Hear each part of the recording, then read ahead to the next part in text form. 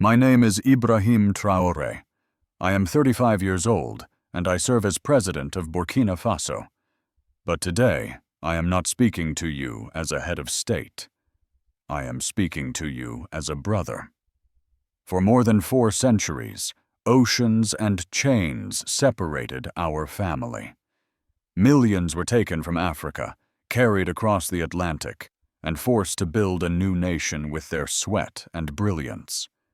Generations were born in a land that was not their own, yet their spirit carried the memory of where they came from.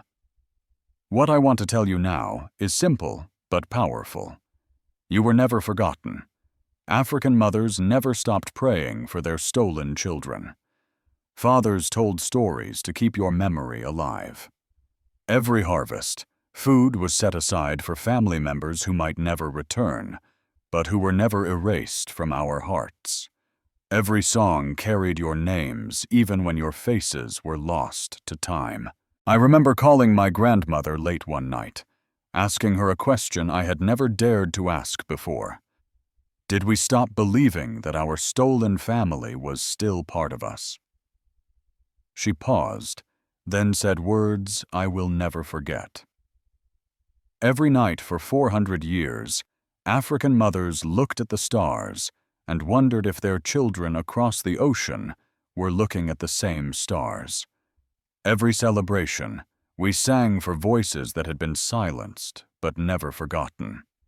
And then she told me, "We never stopped waiting for you to remember who you are." That truth hit me with the force of lightning. This separation was never natural. It was engineered by powers that feared what would happen if we stood together. And once I understood that, I knew I had a mission greater than politics or presidency. If you stay with me now, you will hear about hidden conversations, unlikely partnerships, and a movement that is already underway. A movement that could reshape the balance of power and reunite a family scattered for centuries. The question is not whether the door will open. The question is, will you walk through it? 2 years ago, on a restless night in Ouagadougou, I sat in my office unable to sleep. The weight of leading a country under threat from terrorism and foreign interference pressed heavily on me. In those early hours, I turned on my computer and watched scenes from across the Atlantic.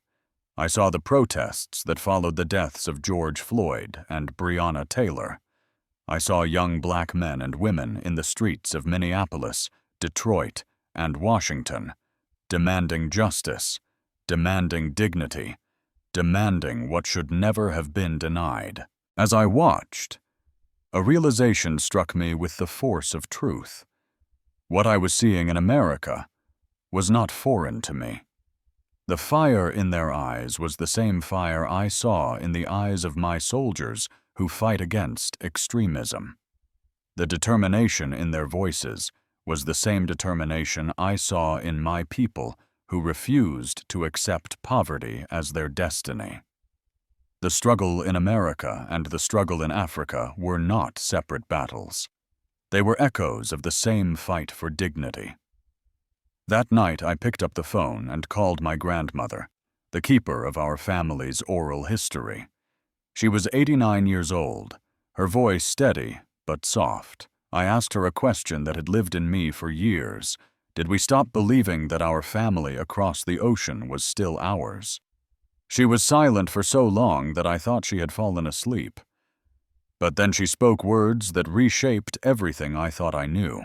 She told me that for 400 years, African mothers had looked at the stars and wondered if their stolen children were looking at the same stars. She said that every harvest season, families left food for those who never returned. Every celebration included songs for voices silenced by slavery, but never erased from memory. Then she said something that broke me open.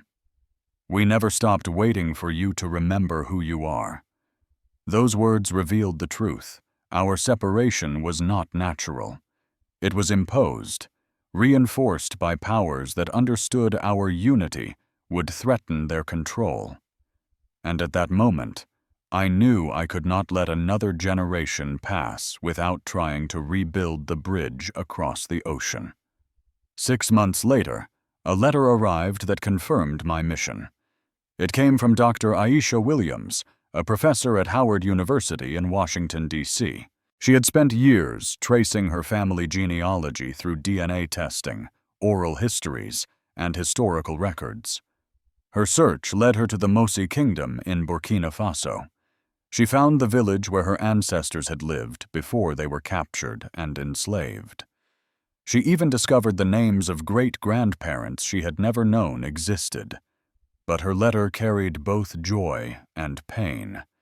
She wrote that she knew where she came from, but she did not know how to come home. She said she felt both connected and lost, proud yet uncertain. She asked if there was still a place for her in the land of her ancestors. I read her words 17 times, each time feeling the same weight of shame. How could it be that after centuries, a daughter of our people felt like a stranger in her own homeland? I could not let that stand. That night, I picked up the phone and called Howard University. When she answered, I introduced myself simply. Dr. Williams, this is Ibrahim Traoré, President of Burkina Faso. I have one thing to tell you. You are not a stranger here. You are a daughter returning home, and we have been waiting for you. Her tears carried across the line, and we spoke for 3 hours. She told me about the exhaustion of being a black woman in America, the constant need to prove her worth, the pain of being accepted only when she distanced herself from her community. But she also told me about the freedom she felt when she discovered her African roots. For the first time, she was connected to a story older than slavery and more powerful than oppression. I made her a promise that night. I promised that she would not be the last to feel that connection. I promised that we would build bridges, not just for her, but for every descendant of our scattered family who longed to come home. What followed was not just a promise kept. It was the beginning of a movement that would unite people across oceans, challenge powerful interests, and create possibilities no one believed were possible. The turning point came not with a speech in front of cameras, but with a quiet phone call that began to ripple across continents. After my conversation with Dr. Williams, I started reaching out to African Americans in every field. I was not speaking as a politician asking for support. I was speaking as a family member inviting long-lost relatives to reconnect. The first to respond was Marcus Johnson, a software engineer from Oakland. He had followed my presidency from afar and was intrigued by our vision for a self-reliant Africa. When I called him, he was shocked. He later told me, African presidents do not call random black Americans. But I explained to him that he was not random. His great-grandmother had been born in West Africa. His success in technology was not separate from African innovation. His struggles in Silicon Valley were connected to our struggles with neo-colonialism. They were the same fight expressed in different places. Marcus agreed to visit Burkina Faso. On his first day, I introduced him to young innovators working on technology with limited resources, but limitless creativity. He expected to meet people who needed his help. Instead, he met peers who challenged his thinking and expanded his vision. Within a week, he was no longer a visitor. He was a partner. Together with our team, he co-founded a fintech company to build financial tools for African communities and the diaspora. Later, he told me, for the first time in his life, he felt normal. He was not the token hire. He was not the exception. He was simply a professional among other black professionals. Soon after, another call came from Dr. Michael Thompson, a renowned cardiovascular surgeon from Chicago. He had spent his career proving black excellence in medicine. But he confessed something to me. He said, I have never had the chance to be excellent without first proving that I deserve to be in the room. He asked me, what if we came home to build our own rooms of excellence? That conversation lasted 4 hours. By the end, he committed 6 months to Burkina Faso and promised to bring colleagues with him. Dr. Thompson introduced me to others. Dr. Keisha Williams, an energy engineer eager to bring clean power to Africa without bureaucratic obstacles. Robert Jackson, a financial analyst who believed that true Black empowerment required direct investment in Africa. Angela Davis Brown, an education specialist determined to design schools that would celebrate Black potential instead of questioning it. Each connection sparked another. The chain grew into a network of visionaries who were no longer asking for permission to belong. They were building spaces where they already belonged. 6 months later, I took a risk that could have ended my presidency if it failed. I invited 50 of the most accomplished African Americans I had connected with to a private virtual summit. It was supposed to last 2 hours. It lasted 8. I opened by telling them, "We are living through a moment that happens perhaps once every 500 years. We have a chance to reunite a scattered family and build together what neither of us could build alone." The response was overwhelming. Mark has pledged to relocate permanently to help develop the tech sector. Dr. Thompson announced plans to establish a medical school in partnership with African universities. Dr. Williams unveiled a renewable energy blueprint for West Africa. Robert Jackson created a financial model for direct diaspora investment. Angela Davis Brown spoke words that brought tears to many eyes. She said, "For my entire career, I have tried to save Black children in America from systems not designed for them. What if we stopped trying to fix broken systems and started creating new ones in Africa, then shared them back with America?" By the end of the meeting, commitments totaled $75 million in projects across 7 African countries. But the money was not the most powerful outcome. What mattered most was the sense of belonging. For the first time in centuries, African leadership and African American expertise were working together directly, without intermediaries, without filters, without asking permission. But whenever something this powerful begins to grow, opposition awakens. And soon, the forces that profited from our separation would show just how far they were willing to go to stop it. Success often attracts resistance, and the partnerships we were building were no exception. Within weeks of our secret summit, pressures began to appear from unexpected directions. What had started as a hopeful experiment between Africa and the diaspora quickly became a target for those who thrived on our disconnection. The first signs were subtle. The French ambassador in Ouagadougou requested an urgent meeting to discuss my unusual international activities, whereas the World Bank, which had been moving smoothly toward approving a development loan, suddenly delayed its decision. Newspapers in the United States began publishing stories questioning my so-called radical agenda and warning about inexperienced diaspora professionals interfering in African development. The message was clear. What we were creating was being watched carefully, and some wanted it stopped. But the real pressure came not just at the institutional level.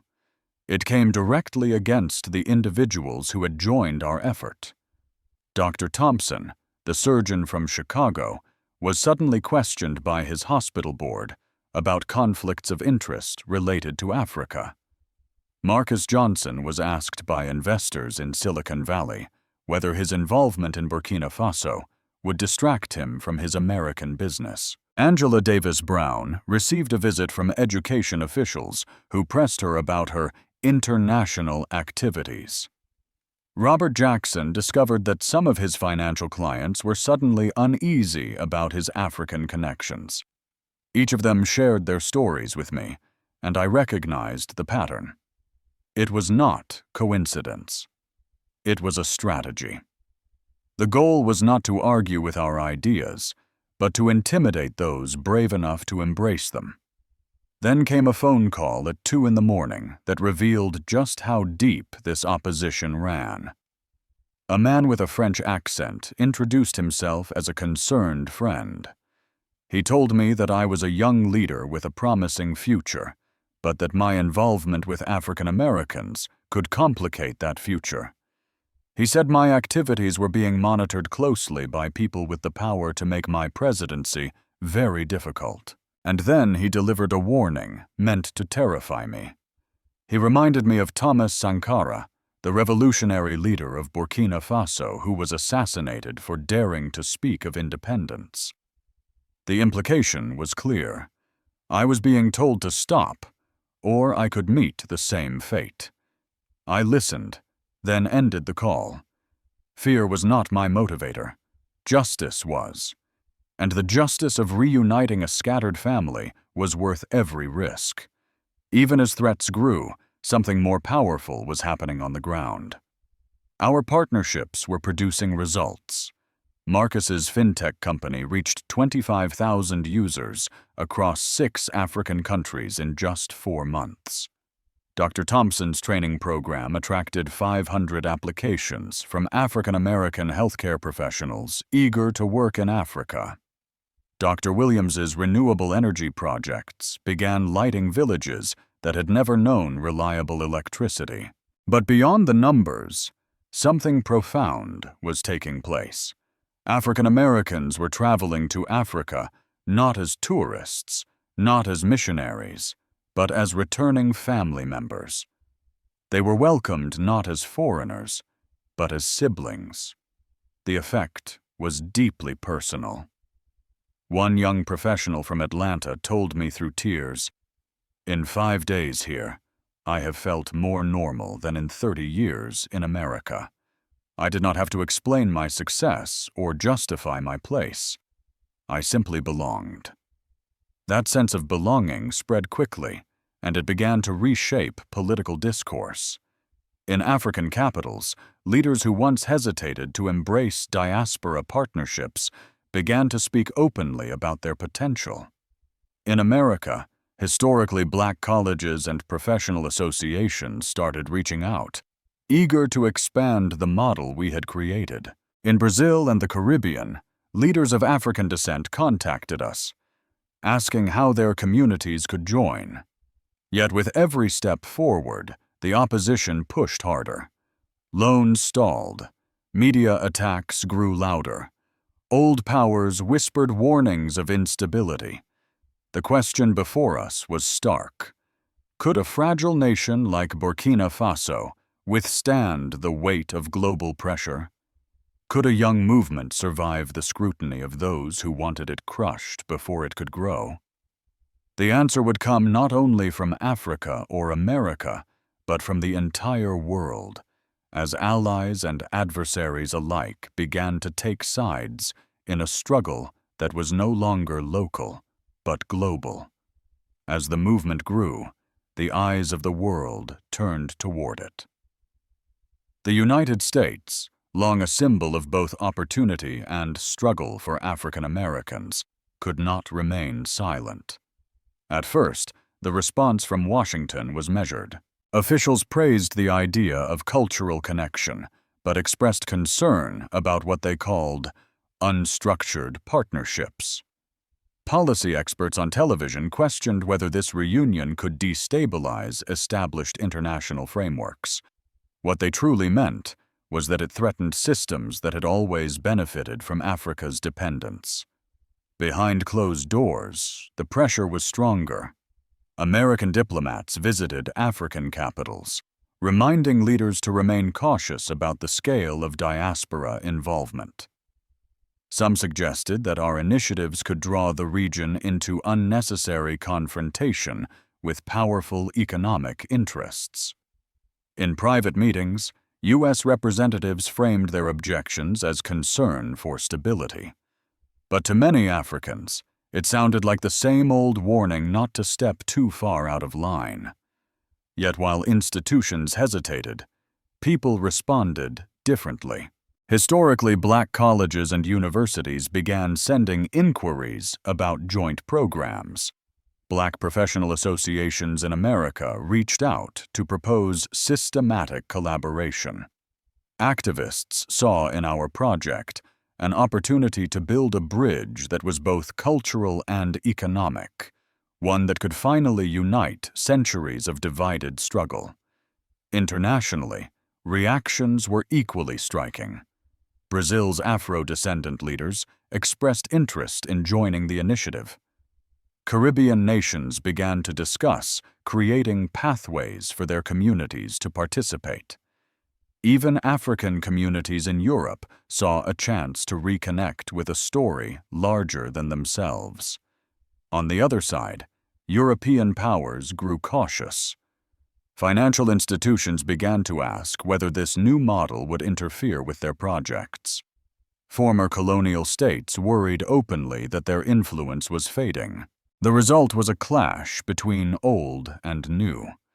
Traditional powers worked to slow us down, while communities long ignored by those same powers stepped forward to push us ahead. In the middle of it all stood America, torn between its institutions and its people, between protecting old systems and embracing new possibilities. The question was no longer whether this movement could survive.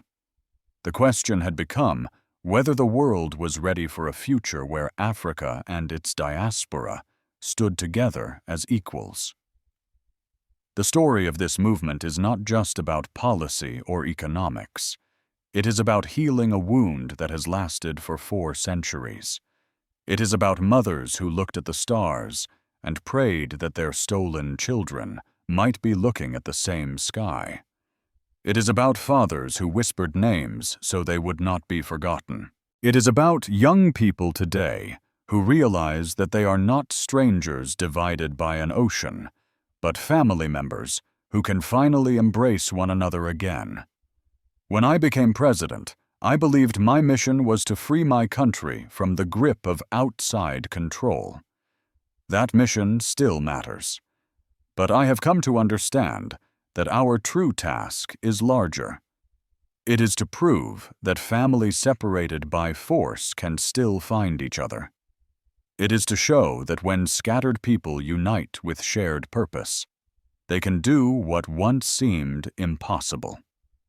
The projects we have begun are only the first steps.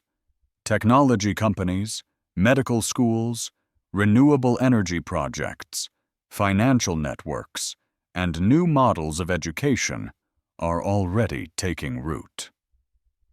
But beyond the institutions and the investments, something more important is happening. A new sense of belonging is rising. A new confidence is being born. And it is not limited to Africa or America. It is spreading wherever people of African descent live and dream of a better future. So now the choice rests with you. For centuries, you proved that you could succeed in systems that were never built for you. That battle has already been won. The question now is whether you are willing to help build new systems that reflect our values and honor our story. Will you remain spectators of history, or will you become co-authors of the future? If this story touched something in your heart, then carry it with you. Talk about it at your dinner table. Share it with your grandchildren.